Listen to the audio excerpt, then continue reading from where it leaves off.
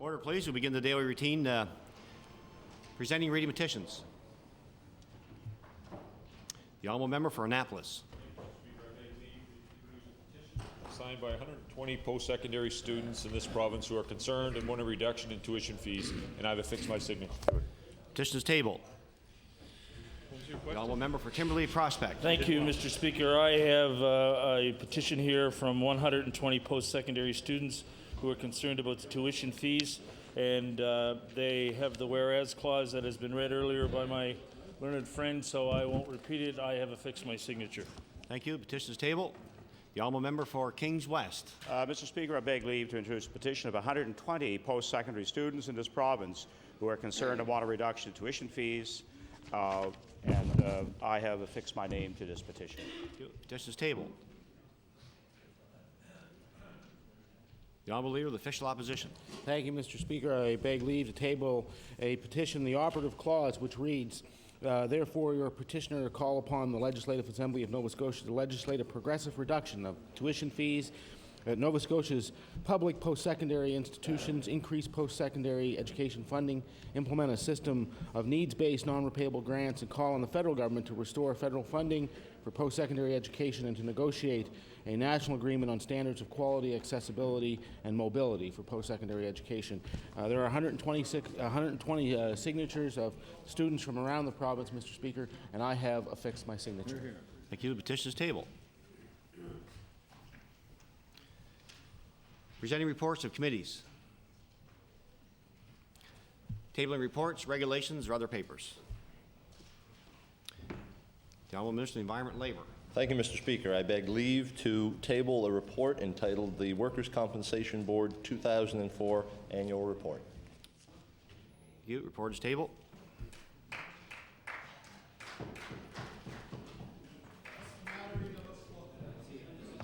Statements by ministers. Government notice of motion. The Honourable Minister of Human Resources. Mr. Speaker, I hereby give notice that on a future day I shall move the adoption of the following resolution.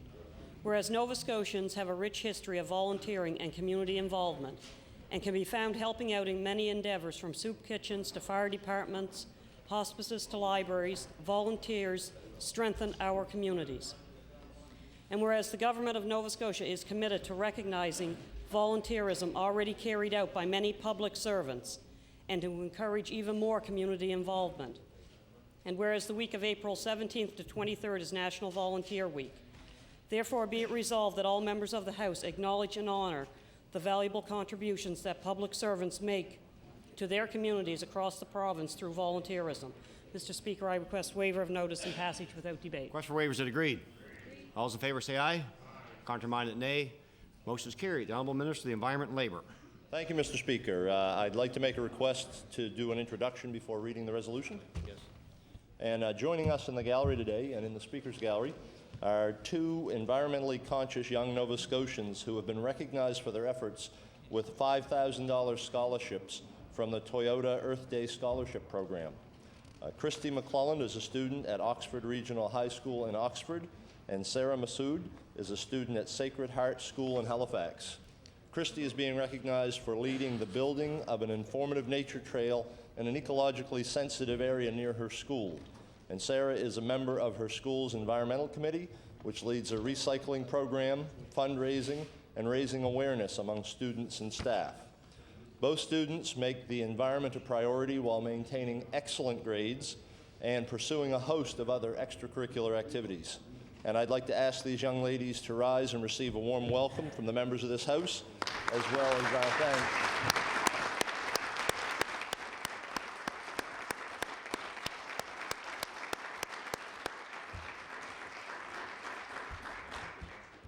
And Mr. Speaker, we look forward to the impact that they will make on this area and this community and this province in the future.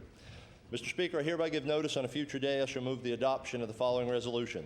Whereas today is Earth Day in Nova Scotia and around the world, and whereas two young Nova Scotians, Sarah Massoud and Christy McClelland, are being rewarded for their outstanding commitment to the environment with $5,000 scholarships from Toyota's Earth Day Scholarship Program, and whereas these young ladies and Nova Scotians across the province make it Earth Day every day of the year by recycling, composting, and wasting less in their daily lives. Therefore, be it resolved that all members of this House lead by example and make an effort to walk more and drive less, use recyclable coffee mugs, conserve energy, because Nova Scotia is too good to waste. Mr. Speaker, I request waiver of notice and passage without debate. Request for waivers is agreed. All those in favor say aye. Contrary-minded, nay. Motion is carried. The Honourable Minister of Environment, Labour. I might also, there are two people up there who weren't introduced, and one is, we have a father of one of the ladies and a mother of the other. David McClellan is here accompanying his daughter, and I'm having problems with pronunciation. Natia Atala is here. Thank you.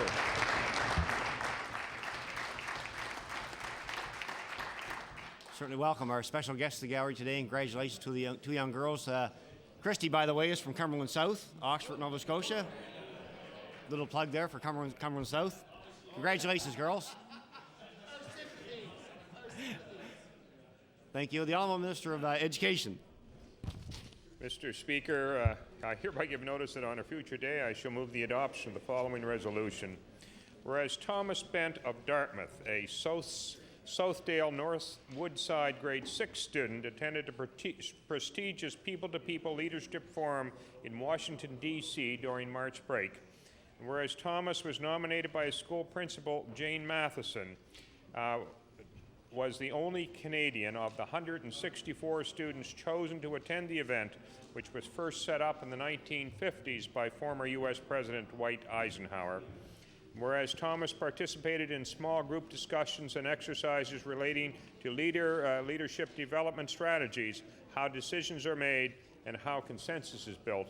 Therefore, be it resolved that all MLAs of this House congratulate Thomas Bent on being selected to attend this select leadership forum and wish him continued success in all his future studies. And Mr. Speaker, I request waiver of notice. Request for waivers is agreed. All those in favor say aye. Contrary-minded, nay. Motion is carried. The Honourable Member for Colchester North. Order, please. We're on these ministerial resolutions. Right? Oh, I'm sorry.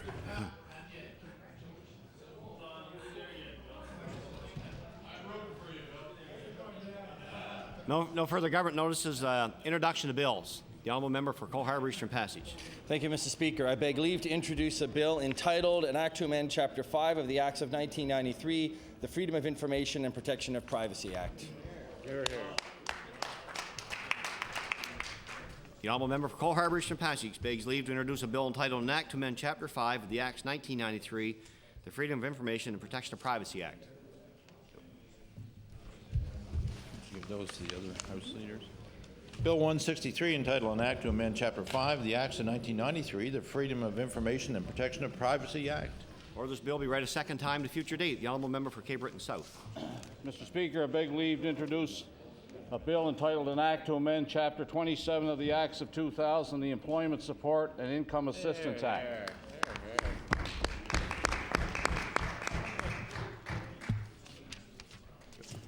The Honourable Member for Cape Breton South begs leave to introduce a bill entitled An Act to Amend Chapter 27 of the Acts of 2000, the Employment Support and Income Assistance Act.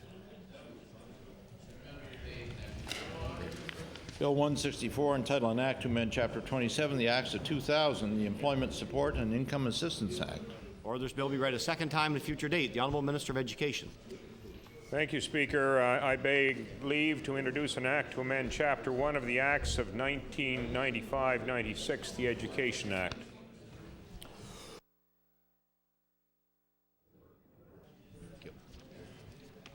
The Honourable Minister of Education begs leave to introduce a bill entitled An Act to Amend Chapter 1 of the Acts of 1995-96, the Education Act. Bill 165, entitled An Act to Amend Chapter 1 of the Acts of 1995-96, the Education Act. Order this bill be read a second time at a future date. The Honourable Member for Kings West. Mr. Speaker, I beg leave to enter a bill entitled An Act to Amend Chapter 217 of the Revised Statutes 1989, the Income Tax Act.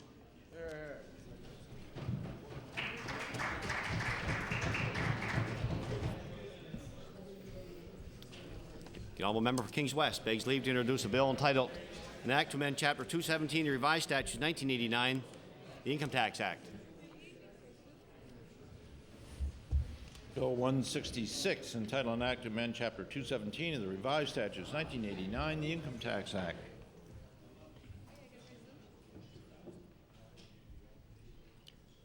No further bills. Notice of motion. The honourable member for Dartmouth East. Thank you, Mr. Speaker. I hereby give notice that on a future day I shall move the adoption of the following resolution.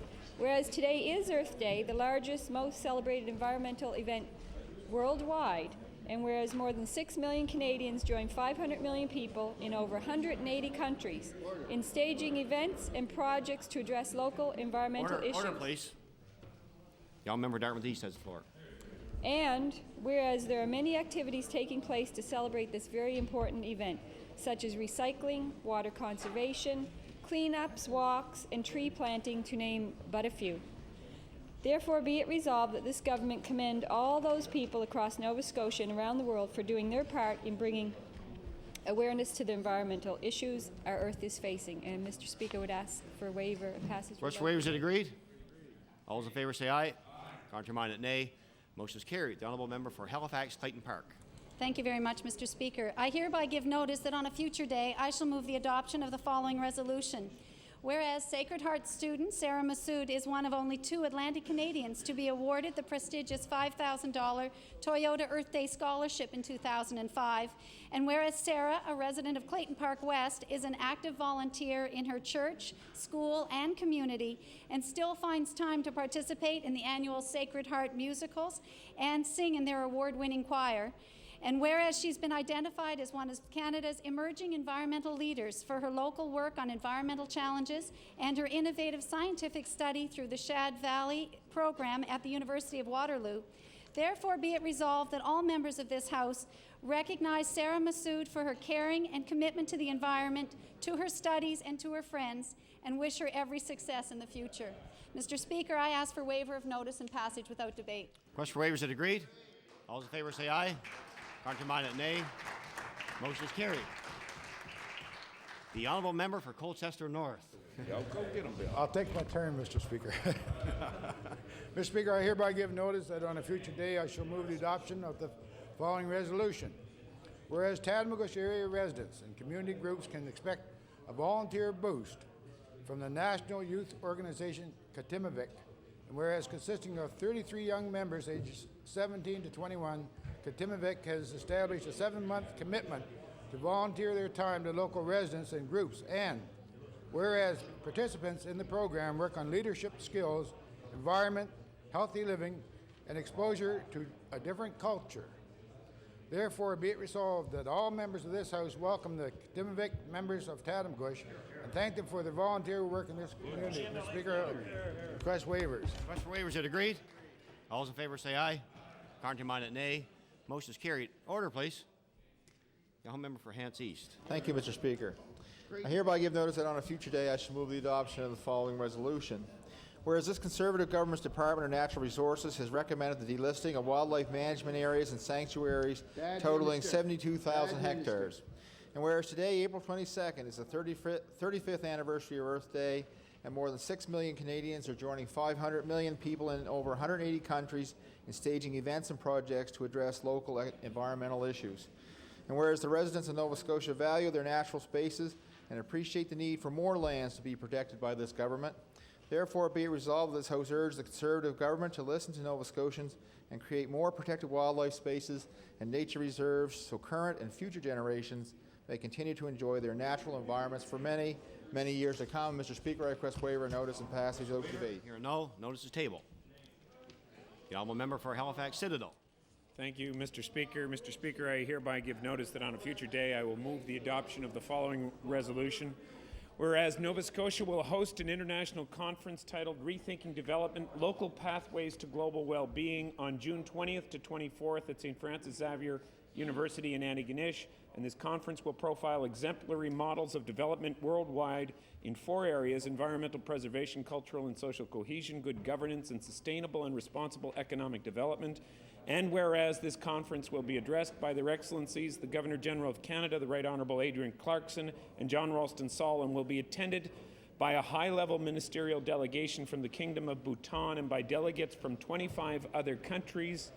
And whereas it is acknowledged that economic development should be carefully fostered along pathways that ensure the enhancement of well-being, and that there is an urgent need for practical, sane development alternatives that protect environmental, social, spiritual, and cultural values, therefore be it resolved that the members of the Nova Scotia Legislature recognize this conference on rethinking development to be highly relevant to the people of Nova Scotia and to the future of this province, and recognize that it will bring great benefit to the province and to Nova Scotians. Mr. Speaker. The resolution was a bit long.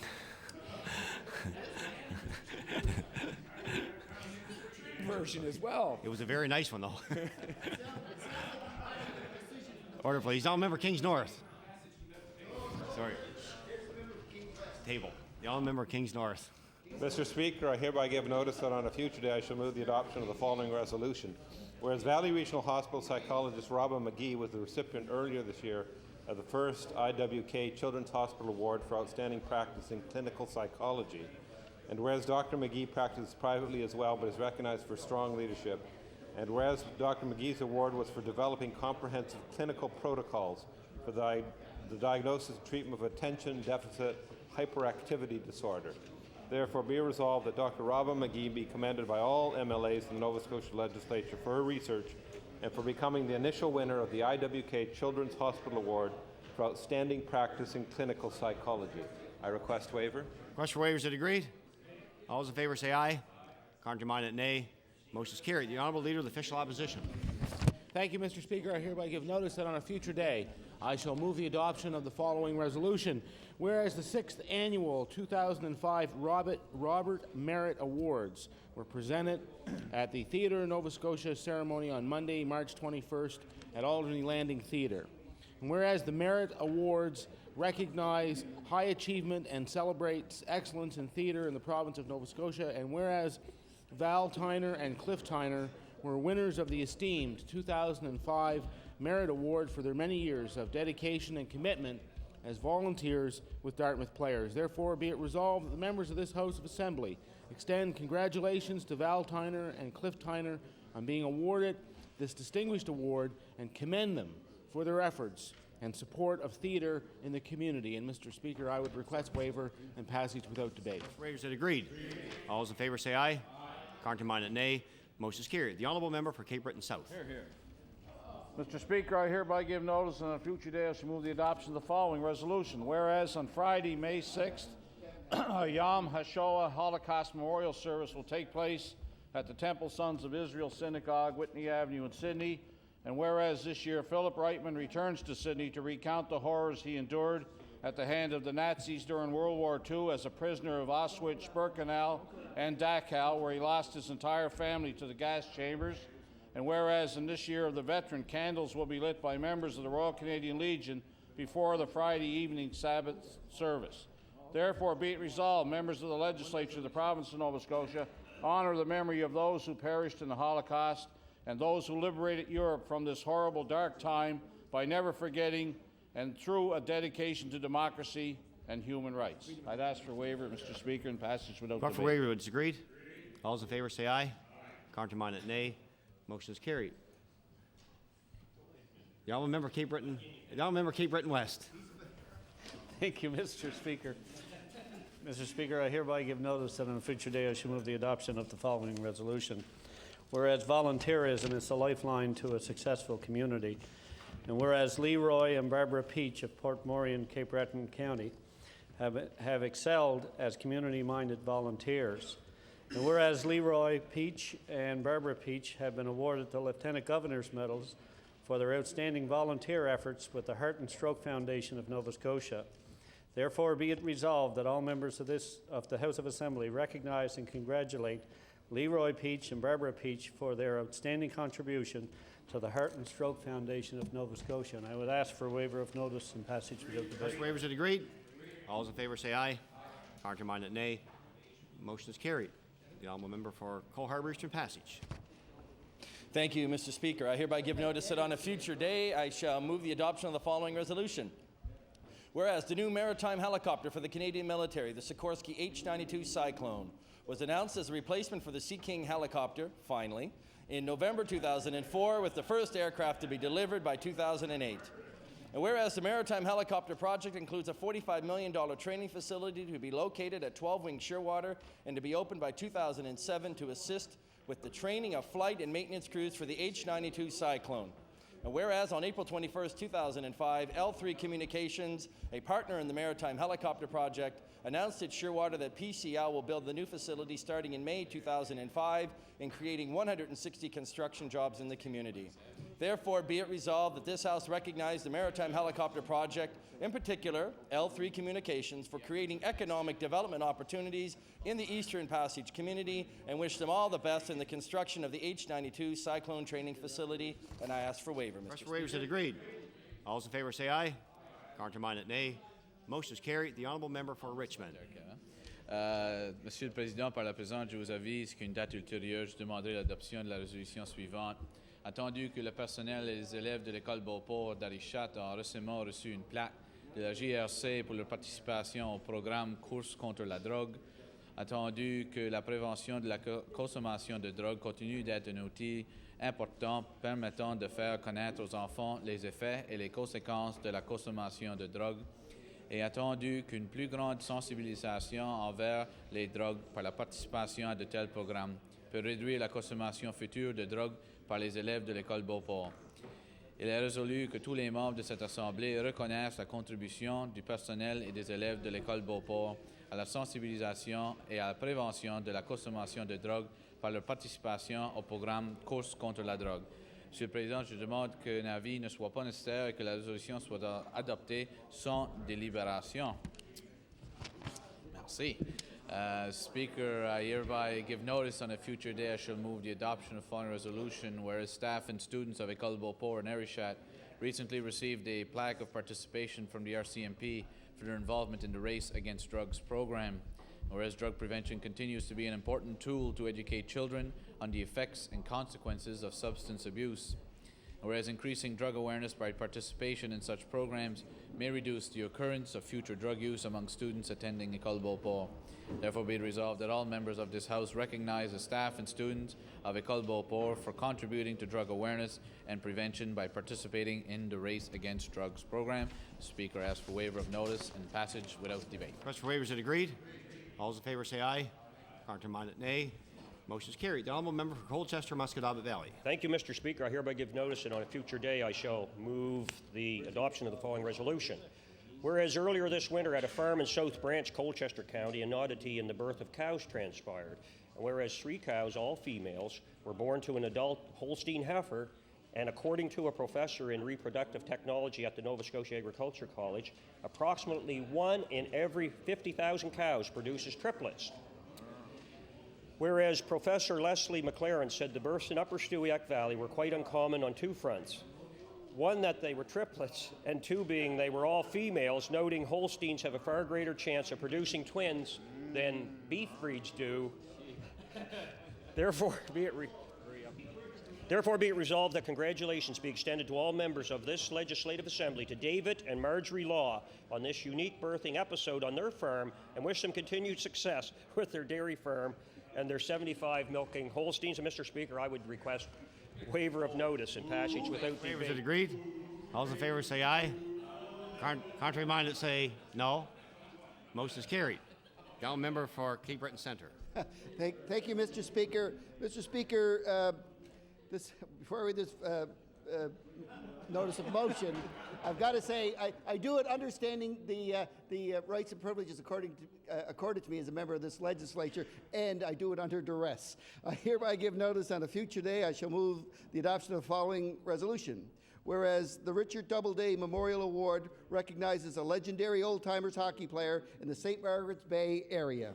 And whereas the award goes to a hockey player in the St. Margaret's Masters Hockey League who best typifies the spirit of old-timers hockey, who plays the game for the love of it because he can't skate.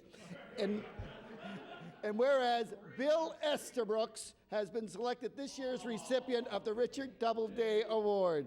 Therefore, be it resolved, the Nova Scotia Legislature congratulates Bill Estabrooks on receiving the Richard Doubleday Memorial Award with advice to keep his head up and his stick on the ice. I seek waiver of notice.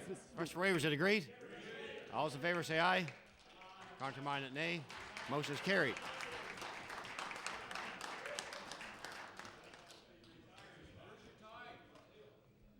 The honourable member for Kings West.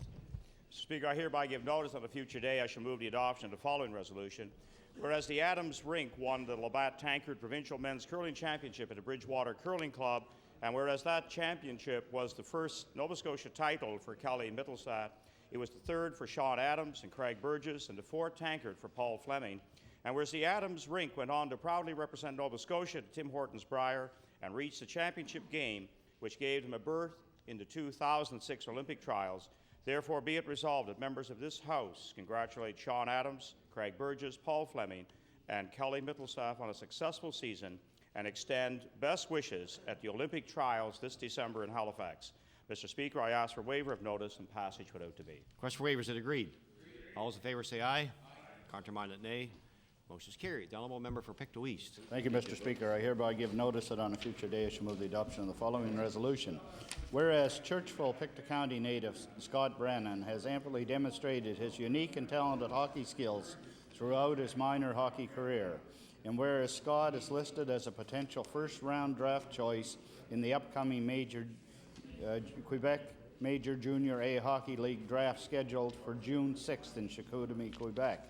And whereas Scott Brennan, while playing AAA midget hockey this season with the Pictou County Weeks Midgets, finished 11th in league scoring. Therefore, be it resolved that all MLAs of the House extend congratulations to Scott Brennan and wish him every success when the final ranking list of the QMJHL is released May the 1st. And I ask for waiver of notice. Question for waivers, is it agreed? All those in favor say aye. Contrary-minded, nay. Motion is carried. The honourable member for Dartmouth South, Portland Valley. Thank you, Mr. Speaker. I hereby give notice that on a future day I shall move the adoption of the following resolution.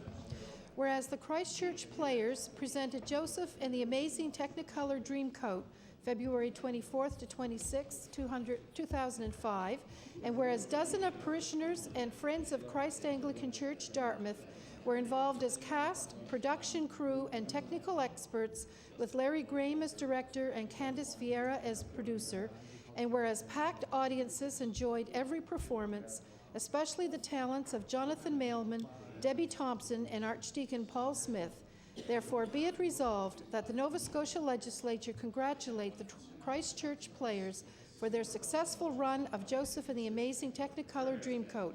Mr. Speaker, I request waiver of notice and passage without debate. Waivers, is it agreed? All those in favor say aye. Contrary-minded, nay.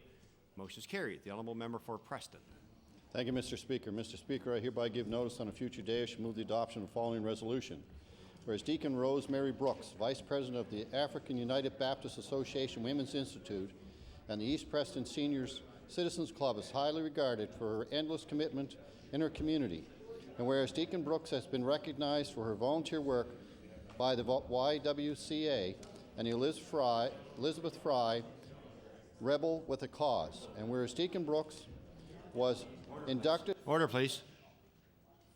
The honourable member Preston has the floor. Thank you. With your permission, I'll start this over. Mr. Speaker, I hereby give notice on a future day I shall move the adoption of the following resolution. Whereas Deacon Rose Brooks, Vice President of the African United Baptist Association Women's Institute and the East Preston Seniors Club is highly regarded for her endless commitment in her community. And whereas Deacon Brooks has been recognized for her volunteer work by the YWCA and the Elizabeth Fry Rebel with a Cause. Whereas Deacon Brooks was inducted by the Black Cultural Society of Nova Scotia into the William P. Oliver Wall of Fame in February 12, 2005. Therefore, be resolved that all members of this House congratulate Deacon Brooks and honor her lifetime of work in the community and the major contribution she has made to Nova Scotia. Mr. Speaker, I'd ask waiver of notice. Request for waivers, is it agreed? All those in favor say aye. Contrary-minded, nay. Motion is carried. The Honourable Minister of Health. Mr. Speaker, I hereby give notice that on a future day I shall move the adoption of the following resolution. Whereas St. FX Earth Science Professor Alan Anderson will be presented next month in Halifax with the 2005 W.W. Hutchinson Medal, and whereas the medal is a major nationwide geology award awarded by the Geological Association of Canada for exceptional advances in research. And whereas the medal to be presented during the Geological Association's annual meeting in Halifax in May is being awarded for Mr. Anderson's numerous contributions to the study of the chemical and physical properties of fluids in the Earth's crust. Therefore, be it resolved that all MLAs of this House recognize the exceptional research undertaken by Professor Alan Anderson at St. FX University and commend him for his outstanding work in geology research. Mr. Speaker, I request waiver of notice and passage without debate. Request for waivers is agreed. All those in favor say aye. Counterminded nay. Motion is carried. The honourable member for Pictou West. Thank you, Mr. Speaker. I hereby give notice that on a future day I shall move the adoption of the following resolution. Whereas the lack of enforcement by DFO of the owner-operator policy is presently the greatest threat to our inshore fishery and is allowing the corporate takeover of the industry, and whereas thousands of Nova Scotians earn their living in the fishery and the economy of coastal communities is dependent on a family-based fishery, whereas communities suffer when their fishery is taken over by outside interest, therefore be resolved that the Nova Scotia Department of Agriculture and Fisheries use every means at their disposal to encourage DFO to start enforcing the owner-operator policy in our inshore fishery. Mr. Speaker, I request waiver and passage without debate. Request for waiver. I hear a no. Notice is tabled. The honourable member for Annapolis. Thank you, Mr. Speaker. Hereby give notice that in a future day I shall move the adoption of the following resolution. Whereas Rochelle Lajoie, a grade 11 student at Middleton Regional High School, and whereas Rochelle, who will be joining 7 other students from the province of Nova Scotia in Saskatoon on April 23rd to 29th, to participate in the National Debating Championship, and whereas Rochelle is one of the bilingual representatives from our province, therefore be it resolved that all members of this House congratulate Rochelle and wish her all the best at the National Debating Championship. Mr. Speaker, I ask for waiver of notice. Request for waivers is agreed. All those in favor say aye. Counterminded nay. Motion is carried. The honourable Minister of Education. Mr. Speaker, I hereby give notice that on a future day I shall move the adoption of the following resolution. Whereas Jim Ramsey of Truro has celebrated his 39th anniversary as a barber. Whereas since 1998 he has operated his own barber shop, Jim's, which has become known for its seasonal window displays and photos of bygone years in Truro. Whereas clients appreciate Jim's cheerful and amicable manner while chatting about some noteworthy event, past or present, whilst receiving a great haircut from this gentleman of a barber who also volunteers many hours helping others.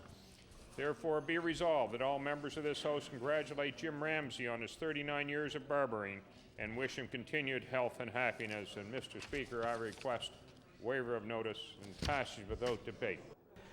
Request for waivers is agreed. All those in favor say aye. Counterminded nay. Motion is carried. The honourable member for Halifax Atlantic. Okay. Mr. Speaker, I hereby give notice that on a future day I shall move the adoption of the following resolution. Whereas singing has been an important part of community life in Nova Scotia since the earliest days of the province, bringing happiness and shared recreation to young and old alike, whereas Dorothy Roberts of Spryfield took it upon herself 18 months ago to found the Quarter Note Singers, a 10-member mixed-voice choir, and whereas the group has worked diligently to assemble a repertoire of jazz, barbershop, and folk, beloved by parents, grandparents, and great-grandparents' generations, be it resolved that this House commend Miss Roberts and her initiative and extend congratulations to the Quarter Note Singers on bringing their spirited renditions of old favourites to the community of Spryfield. Mr. Speaker, I request waiver of notice and passage without debate. Request for waivers is agreed. All those in favour say aye. Counterminded nay. Motion is carried. The honourable member for Clare. Thank you, Mr. Speaker. Mr. Speaker, I hereby give notice that on a future day I shall move the adoption of the following resolution. Whereas the Sonyville Pharmacy has recently been honoured at the annual Provincial Volunteers Award ceremony in Halifax, and whereas the Sonyville Pharmacy was awarded the 2005 Building Healthier Futures Corporate Award in recognition of their commitment and dedication to volunteerism, ensuring Clare is a better place to live, and whereas the Sonyville Pharmacy has a store policy to accommodate staff schedules when events are taking place in order to encourage staff to volunteer in the community. Therefore, it be resolved that all members of this House congratulate Rick Terrio, owner of the Sonyville Pharmacy, and his staff at the Sonyville Pharmacy for their generosity and willingness to help in whichever way they can and recognize the contributions they have made to their community. Mr. Speaker, I would ask for waiver, please. Request for waivers is agreed. All those in favour say aye. Counterminded nay. Motion is carried. The Honourable Minister of Service, Nova Scotia and Municipal Relations. Mr. Speaker, I hereby give notice that on a future day I shall move the adoption of the following resolution. Whereas Darla Johnson, owner and operator of Sackville Laser Clinic, recently celebrated her second anniversary of the opening of her store, and whereas business for Darla Service has been booming ever since with both male and female clients, and whereas Darla was nominated for a new Business of the Year award from the Halifax Chamber of Commerce, therefore be it resolved that all members of this House join me in sending along our congratulations to Darla Johnson on her thriving business and wish her the best of luck for a prosperous future. Mr. Speaker, I request waiver of notice and passage without debate. Waiver is agreed. All those in favour say aye. Contrary-minded, nay. Motion is carried. The Honourable Member for Halifax-Shabakdale. Thank you, Mr. Speaker, and I will be seeking waiver of notice. I hereby give notice that on a future day I shall move the adoption of the following resolution, whereas 10 students from St. Pat's High School in Halifax, together with 18 students from Eastern Shore District High School, recently formed the group Students for Teaching Peace. And whereas through fundraising they earned $20,000 to help defray some of the cost of a 12-day trip to Belgrade, Serbia to attend a youth-led peace conference this past March. And whereas with the assistance of the National Film Board of Canada, the students documented their experiences with the intention of producing a feature film.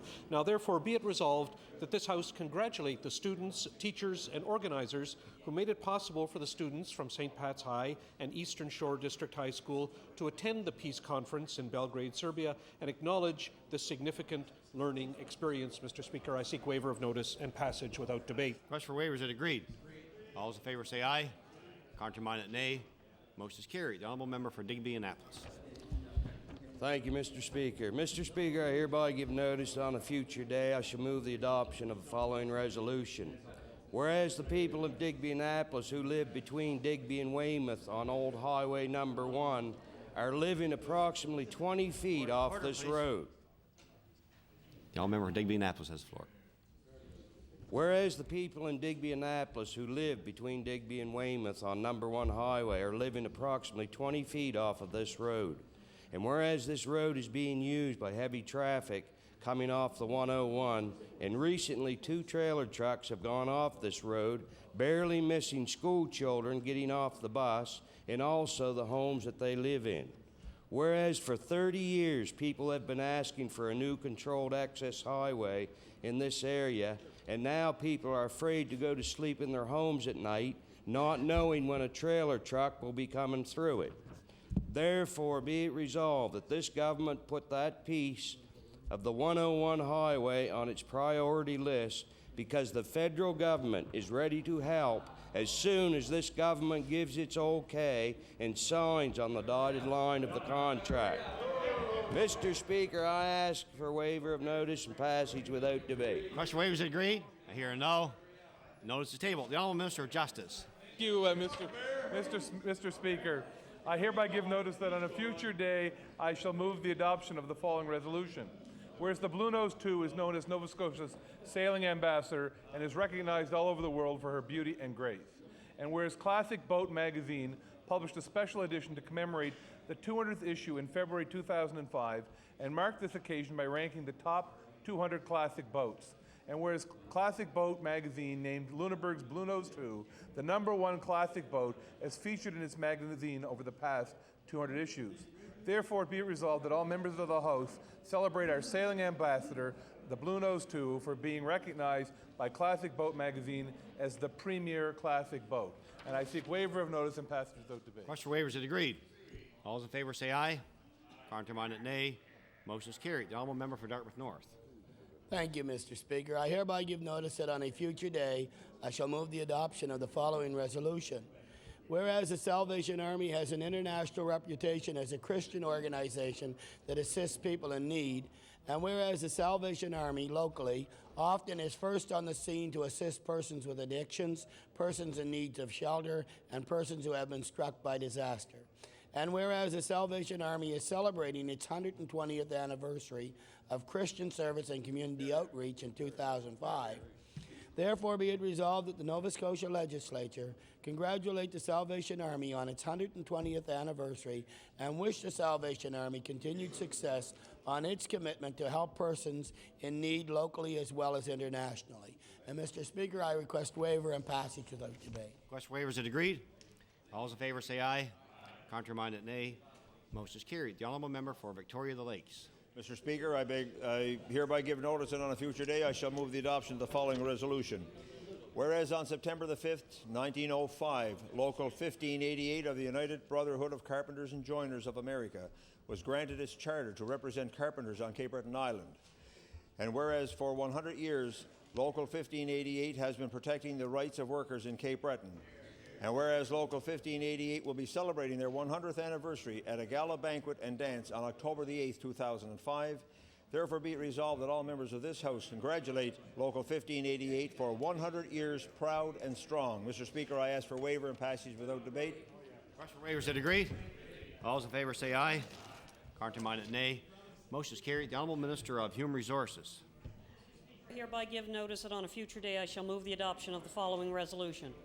Whereas volunteer fire departments provide a variety of essential services to their communities, and whereas some fire departments go as far as to provide entertainment for their community. Order, please.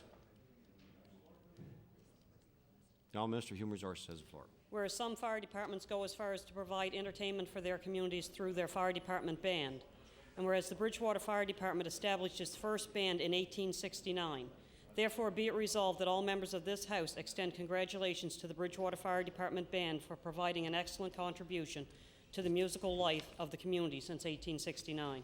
Mr. Speaker, I request waiver of passage of notice and passage without debate. Request for waivers that agreed. All those in favour say aye. Contrary-minded, nay. Motion is carried. The honourable member for Cape Breton Nova. Thank you, Mr. Speaker. Mr. Speaker, I hereby give notice on a future day I shall move the adoption of the following resolution. Whereas on Tuesday, April the 12th, 2005, at the Joan Harris Cruise Pavilion of Sydney Marine Centre, the official launching of the Cape Breton Fiddlers Run was held.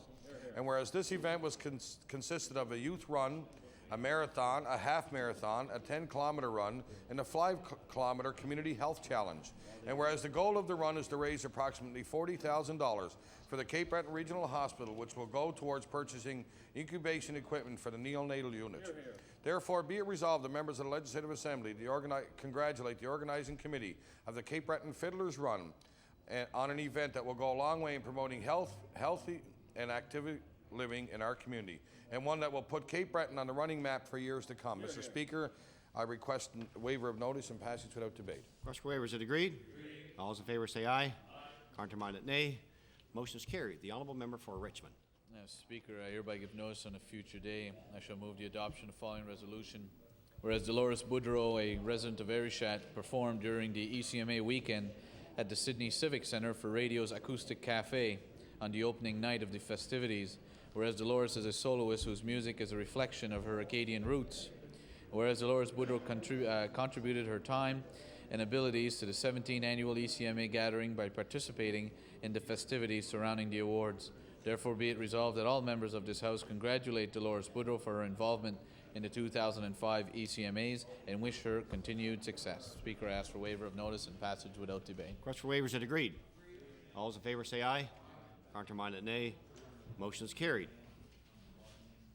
The honourable member for Sackville-Cobequid. Thank you, Mr. Speaker. I hereby give notice that on a future day I shall move the adoption of the following resolution. Whereas on April 14, 2005, the commanding officer and all ranks of the 30th Military Police Company were present for the official opening ceremony of their new offices in Lower Sackville. And whereas the Lower Sackville residents have a proud history of military service and now add a new chapter in the community's commitment to the Canadian military, and whereas the residents of Lower Sackville welcome the new unit to our community and look forward to working with all its members, therefore be it resolved that this Legislative Assembly congratulate the 30th Military Police Company on the official opening of their new location in Lower Sackville and thank the members of the unit and the community of Sackville for their proud military involvement. Mr. Speaker, I request waiver of notice and passage without debate. Request for waivers that agreed. All those in favour say aye. Contrary-minded, nay. Motion is carried. The honourable member for Preston. Thank you, Mr. Speaker. Mr. Speaker, I hereby give notice on a future day I shall move the adoption of the following resolution. Whereas Dr. Roland Lauren White has dedicated his life to bridging the gap among the diverse groupings of our culture and bringing together education and entertainment in one remarkable life. And whereas Dr. White has been awarded the Commemorative Medal for the Canadian Centennial, the Queen Elizabeth Silver Jubilee Medal, and the Medal for the 125th anniversary of the Confederation of Canada. And whereas Dr. White has been inducted in the Black Cultural Society of Nova Scotia into the William P. Oliver Wall of Honor on February 12, 2005. Therefore, be resolved that all members of this House congratulate Dr. White and honor his lifetime of work to Nova Scotia. Mr. Speaker, I ask for waiver. Request for waiver is agreed. All those in favor say aye. Contrary-minded, nay. Motion is carried. The honourable member for Timberlea Prospect. Thank you, Mr. Speaker. I'll be asking for waiver and passage without debate. I hereby give notice on a future day I shall move the adoption of the following resolution. Whereas Mount Allison's women's rugby team presented a calendar as a fundraiser for the team and breast cancer research, and whereas this calendar has been described as, quote, a tasteful and very fine piece of fine art, end of quote, and whereas this project was coordinated by team captain Jen Lewandowski of Fall River, therefore be it resolved that the Nova Scotia Legislature congratulate Mount Allison's women's rugby team on their excellent calendar. I ask for waiver and passage without debate, Mr. Speaker. Request for waiver is agreed. All those in favor say aye. Contrary-minded, nay. Motion is carried. The honourable member for Cape Breton South. Mr. Speaker, I hereby give notice on a future day shall move the adoption of the following resolution. Whereas Sydney Council 1060 of the Knights of Columbus will be hosting the 85th Annual State Convention from May 20th to 23rd, and whereas this year Sydney Council is celebrating its 100th anniversary, and whereas 300 delegates will be attending this important event. Therefore, be it resolved, members of the legislature congratulate the Sydney Council 1060 of the Knights of Columbus on their 100th anniversary and wish all delegates a successful weekend at the 85th State Annual Convention. I would ask for waiver, Mr. Speaker. Request for waiver is agreed. All those in favor say aye. Contrary-minded, nay. Motion is carried. The honourable member for Timberlea Prospect. Thank you, Mr. Speaker. I hereby give notice on a future day I shall move the adoption of the following resolution. Whereas the Nova Scotia Boxing Authority has no female representatives, and whereas the sport of boxing is becoming more and more popular with women in this province, and whereas the minister responsible could send a clear message to athletes of both gender that women are welcome on the Boxing Authority, therefore be it resolved that the Minister of Health Promotions initiate the necessary steps to ensure that there is a woman on the Nova Scotia Boxing Authority as soon as possible. I ask for waiver and passage without debate, Mr. Speaker. Request for waiver is agreed. Here no. Notice is tabled. The honourable member for Annapolis. Mr. Speaker, hereby give notice that on a future day I shall move the adoption of the following resolution. Whereas Sapphire Barrett, a grade 12 student at Middleton Regional High School, recently won the right to attend the National Commonwealth Debating Seminar in Ottawa, and whereas Sapphire won the right to attend as a result of her outstanding performance at the Halifax Grammar School competition, and whereas the National Commonwealth Debating Seminar will be held on May 1st to 6th, 2005, therefore be it resolved that all members of this House join me in wishing Sapphire all the best at the National Commonwealth Debating Seminar. Mr. Speaker, I'll ask for waiver of notice and passage without debate. Request for waiver is agreed. All those in favor say aye. Contrary-minded, nay. Motion is carried. The honourable member for Cole Harbour Eastern Passage. Thank you, Mr. Speaker. I hereby give notice that on a future day I shall move the adoption of the following resolution. Whereas CFB Shearwater is Canada's oldest Air Force base and has been an active base since 1918. Whereas CFB Shearwater, located in Eastern Passage, has both runways for aircraft and a NATO jetty that was once the base for the HMCS Bonaventure. Whereas the new federal government foreign policy includes the development of a rapid deployment force of approximately 800 troops with dedicated vessels and aircraft to allow Canada to deploy troops quickly to anywhere in the world. Therefore, be it resolved that this House support the use of CFB Shearwater, given its ideal combination of land, sea, and air infrastructure as the base for the new Canadian Rapid Deployment Force when it is created. And I ask for waiver, Mr. Speaker. Request for waiver is agreed. All those in favor say aye. Contrary-minded, nay. Motion is carried. The honourable member for Kings West. Mr. Speaker, I hereby give notice on a future day I shall move the adoption of the following resolution.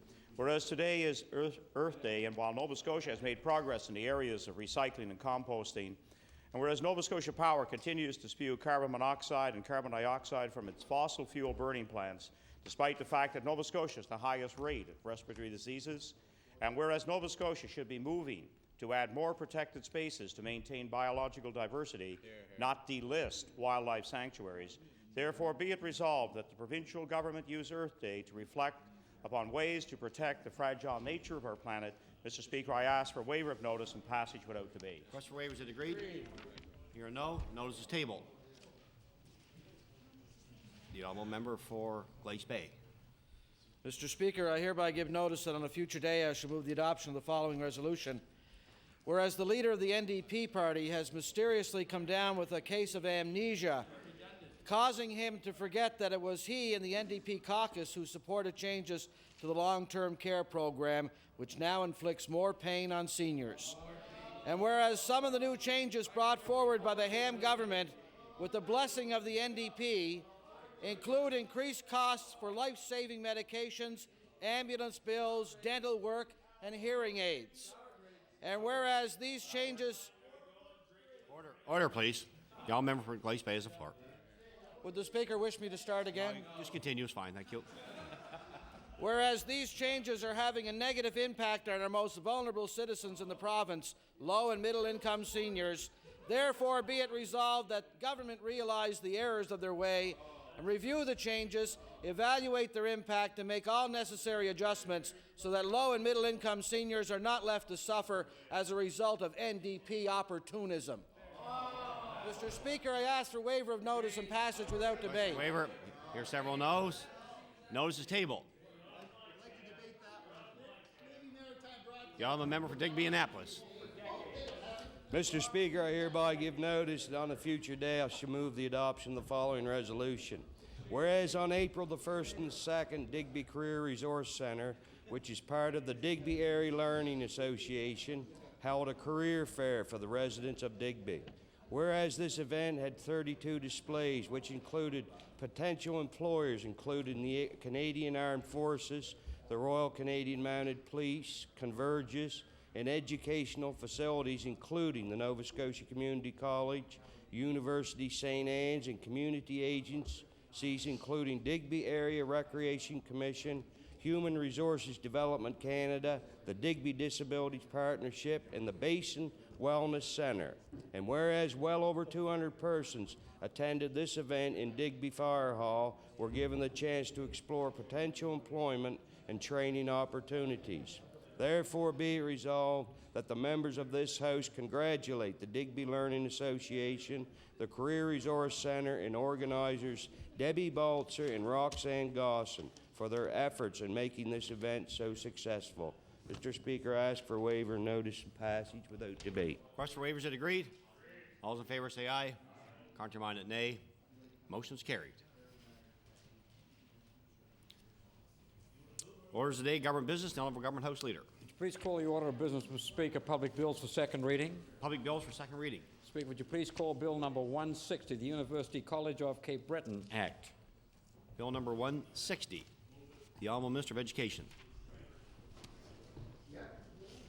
Mr. Speaker, I'm pleased to rise to begin second reading of Bill 160, an act to change the name of University College of Cape Breton and to amend Chapter 484 of the revised statutes, the University College of Cape Breton Act. Mr. Speaker, I do have a number of remarks I could make, but however, I think it was all said. It has been endorsed by the Board of Governors. The university has been using the new name since February or something like that, and Mr. Speaker, with that short introduction, I'm prepared to see it move forward. The Honourable Member, thank you. The Honourable Member for Cape Breton Nova. Thank you, Mr. Speaker. Mr. Speaker, I rise in my place today, Mr. Speaker. Mr. Speaker, on my constituency profile as an MLA, I have the picture of the University College of Cape Breton. I guess I'll be changing that very shortly here in this legislature to say CBU and possibly put a new picture in there. Mr. Speaker, as I said earlier in the legislature when we debated this, Mr. Speaker, that there were so many important issues to Cape Bretoners that this issue, I'm glad it's behind us. I'm glad the Board of Directors have saw what the community wanted and have decided that this is the best interest of the university and the best interest of the community. Hopefully now we can move forward. It's a beautiful university, Mr. Speaker, and I think that the students that go there and appreciate this, and they'll be able to market the university all over Canada and internationally. And the university will move forward in a positive manner with the Board of Governors and the Student Union, and hopefully, Mr. Speaker, that this name change will be a positive thing for many years to come in our community. Thank you. Thank you. Recognize the Honourable Member for Glace Bay. Mr. Speaker, I want to congratulate the Board of Governors of the University College of Cape Breton, and I want to congratulate the Minister in finally seeing, I'm not going to say it, Mr. Speaker, and just finally seeing that this was such an important issue to the people of Cape Breton, that I'm glad the Minister and I'm glad the Board of Governors have decided to change their mind, listen to the people of Cape Breton, because this institution means a lot to our island, Mr. Speaker. This institution has been and will continue to be one of the greatest institutions in this province, and indeed it has shown that we can look forward to a great future in Cape Breton through our university. For one thing, I'm proud to say and stand here, Mr. Speaker, that my son, who will graduate now this year, will be attending Cape Breton University this year, Mr. Speaker. He's looking forward to it. He's looking forward to attending a university that bears the name of the island so proudly, and we are all very proud of this decision. And again, I congratulate the Board of Governors for making this decision and the Minister, and look forward to no further debate on this issue, Mr. Speaker. Thank you. Recognize the Honourable Minister of Education. We close debate on Bill number 160. The Honourable Minister. I welcome that positive and short interventions by the members on the opposite side, and I'm not going to attempt to speak for the Board of Governors, the University College, it is still the University College of Cape Breton, but the name does embody two important principles. First of all, it remains closely tied to the land and the people who created it. At the same time, the directness, Cape Breton University, speaks to the qualities of forward thinking and academic ambition. All of these have combined to make a great institution, will lead it to greater accomplishments in the future. And Mr. Speaker, I now move second reading of Bill 160. Motion is for second reading of Bill number 160. House ready for the question? All those in favor say aye. Contrary-minded, nay. Motion is carried. Entitled an act to change the name of the University College of Cape Breton and to amend Chapter 484 of the Revised Statutes 1989, the University College of Cape Breton Act, and related statutes. Or the bill be referred to the Committee on Law Amendments. The Honourable Government House Leader. Speaker, would you please call Bill number 159, the University St. Anne College Lackady Act. Bill number 159. The Honourable Minister of Education. Mr. Speaker, I'm pleased to rise to begin second reading of Bill 159, an act to amend Chapter 31 of the Acts 2002 in the University St. Anne College Lackady Act. Mettant la l'Institut Postsecondaire Francophone de Nouvelle Écosse, la Nouvelle Université St. Anne joue un rôle de leadership pour les populations acadiennes et francophones de la province. It plays a similar leadership role for Nova Scotia's Anglophone population wishing to pursue French language studies. This legislation completes a transition that began in 2002 with the merger of the University St. Anne with College Lackady. College Lackady, which I'm sure you'll remember, was a community college offering general, professional, and technical training in French. The merger was an opportunity to maximize the breadth and reach of French language education to Francophone and Acadia population dispersed across the province. At the time of the merger, a transitional board was appointed and the new institution was given the temporary name of Université St. Anne College Lackady. In January 2004, after consultations, the transitional board decided the name should revert to University St. Anne as it had been known since 1977. And the university has been using the shortened name since the day the decision was made and has been well accepted by the community. This is not surprising since it has played a prominent role in our Acadian and Francophone community since it was founded as the College St. Anne in 1890, and I might add, Mr. the Education Critics, as a teacher's college. It was an innovator then and it is an innovator today. University St. Anne is the first and only Canadian university to adopt a guaranteed employment policy. It is the first Francophone post-secondary institution to have a paramedic program certified by the Canadian Medical Association. It has an internationally renowned French immersion program. Nova Scotia's Lieutenant Governor, the Honourable Myra Freeman, attended the immersion program for a few weeks in January 2004. And another distinguished Nova Scotian, my son John, attended the University St. Anne at Church Point for 2 years in the immersion program. In 2004, the university was awarded a Canada Research Chair focusing on the oral heritage of Acadian and Francophone communities. This is a tremendous achievement for a university of 400 or so students. Université St. Anne is also a leader in distance education, serving students at 7 different campuses. One campus opened in the heart of Halifax Student District in September 2004, and I was pleased to be a part of the official opening. Since that day, approximately 400 students have taken French as second language courses there. These are in addition to similar courses offered at all of the University St. Anne's campuses. The university has also restarted a study of aquaculture at its Petit de Gras campus in Richmond County. And next month, the first graduates of the master's degree in education of French as a second language will receive their diplomas. This is an invaluable service in a province where French second language teachers are in such high demand. And in an era where we have come to value cultural diversity so highly, Université St. Anne is in the forefront of promoting French language and culture. It does this by its research activities, its social cultural activities, and by the involvement of students and staff and communities lucky enough to host its campuses. University St. Anne makes a rich and colorful contribution to the fabric of Nova Scotia, and its future holds nothing but promise. Mr. Speaker, it gives me great pleasure to move second reading. Thank you. The honourable member for Timberlea Prospect. Thank you, Mr. Speaker, and I'd like to thank the minister for making sure that this important piece of legislation comes to the floor. More particularly, we should recognize and congratulate the Board of Governors and the various other stakeholders that have been involved in this important piece of legislation as we look at the proud history of the Francophone tradition in our wonderful province. Mr. Speaker, I can assure you that as a teacher, I was always so pleased to have the opportunity to visit the campus and to look at the young people who went there for those immersion programs that were so well coordinated by the staff. And now I am, of course, aware of the fact of the prominent role that this University St. Anne is playing, of course, in teacher training across this province.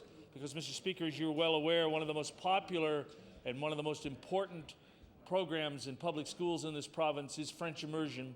And to qualify it by saying that we must have quality teachers offering this program, that this university is playing a prominent and important role in training French immersion teachers for all grades and all subjects, and that is certainly an accomplishment. Their distance education program is gaining recognition across this province and across this country. They have played a prominent role with a number of recent progressive moves, and I think it's a real recognition, as the minister did bring out the strong tradition that began in the 1890s. And knowing that the accomplishments of, I personally can recognize the accomplishments of the University de Moncton, and how the University de Moncton made such a huge contribution through the Louis J. Robichaud years, and the wonderful accomplishments of the Acadians of the province of New Brunswick, my native province. I'm proud to say that I recognize the accomplishments. What is accomplished by the University de Moncton is now going to even be more accomplished by this small but mighty University St. Anne. And so I congratulate all involved in this very progressive piece of legislation. I look forward to their further future accomplishments and the fine young men and women they're going to train there in various professions. And I look forward to this piece of legislation going through to law amendments, where it certainly will have the support of the NDP caucus. Thank you, Mr. Minister. Thank you. Recognize the honourable member for Richmond. Merci, Monsieur le Président. Ça me fait plaisir de dire quelques mots au projet de loi 159, Université St. Anne, Collège de l'Acadie. Comme l'a dit le ministre, ses remarques, pour commencer, je veux féliciter le ministre pour ses remarques en français sur ce projet de loi, et je l'encourage de continuer ses efforts en français. Et s'il ne comprend pas, peut-être mon ami, le ministre d'Agriculture et Pêche, peut lui dire que je lui envoie des compliments. Mais, Monsieur le Président, la raison que je voulais parler sur ce projet de loi ici, c'est comme vous savez, on avait l'Université St. Anne et le Collège de l'Acadie. C'était deux complètement différentes institutions ici à la province. L'Université St. Anne avait son campus qui se trouve à Pointe-de-l'Église, et en même temps, le Collège d'Acadie avait, si je ne me trompe pas, 7 campus à travers la Nouvelle-Écosse et à l'île du Prince-Édouard. Et je peux vous dire que le Collège d'Acadie a joué un rôle très important dans les communautés acadiennes à travers la province et à l'île du Prince-Édouard. Moi-même, chez nous, au comté de Richmond, on a un campus au Petit de Gras. C'est un campus qui est très important. Ça fait partie du centre La Picasse, où on a la bibliothèque Eastern Counties Region, et puis on a aussi le centre culturel. Ça fait toute partie de la communauté acadienne Haute-Tille-des-Gras. Et puis, j'en connais plusieurs des étudiants qui ont gradué du Collège d'Acadie, plusieurs des personnes qui ont pris des programmes d'immersion et autres services en français au campus du Tille-des-Gras. Quand on a premier rencontré avec le recteur, le docteur André Roberge et le vice-recteur, M. Alistair Surette, qui voulaient amener les deux entités ensemble. Le premier problème que je vous ai posé, c'est est-ce que vous êtes prêts à protéger les campus qui existent à travers la province et à l'île du Prince-Édouard? Et j'ai été assuré qu'il n'y aurait aucun problème de faire certain que ces campus allaient être protégés. Alors, ils ont premier venu, ils ont dit, quand on va faire le fusionnement des deux entités, l'Université Eton Collège d'Acadie, on va l'appeler l'Université Eton Collège d'Acadie, les deux ensemble. Alors, notre campus au Petit-de-Gras, c'était connu comme Université Eton Collège d'Acadie, campus du Petit-de-Gras.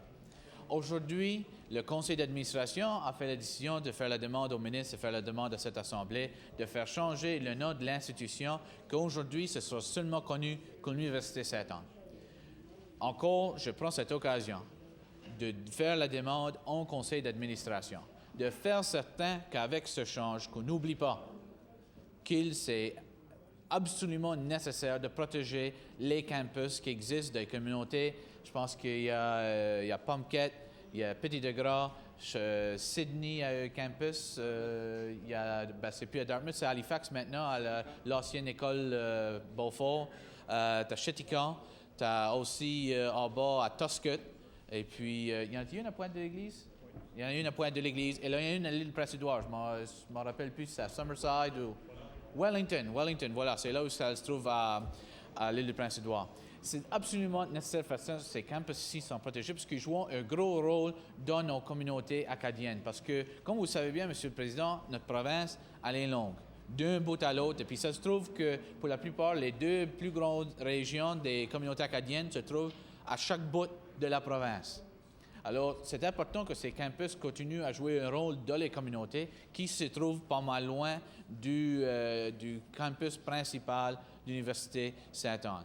En même temps, je suis bien content de savoir que maintenant, un élève au campus du Petit-de-Gras peut prendre des cours d'université au campus du Petit-de-Gras. Parce que maintenant qu'on a l'Université Saint-Anne, avec le VTEL qui sont en train d'utiliser, l'éducation par distance, que c'est possible maintenant que des étudiants soient siégés au Petit-de-Gras, au bord de la mer au Petit-de-Gras, en train de prendre des cours d'université.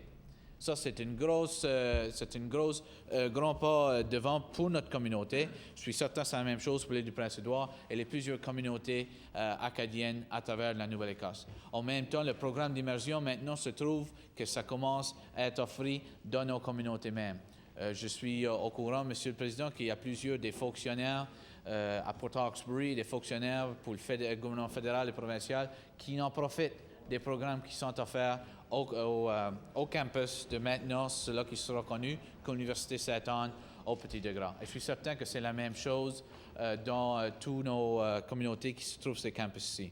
En même temps, je peux vous dire, Monsieur le Président, qu'avoir ces campus dans ces communautés joue un grand rôle dans le développement économique, social et culturel de nos communautés. En même temps aussi, ça donne l'option à nos étudiants de rester dans leur communauté durant les années qu'ils vont faire leur formation en éducation universitaire.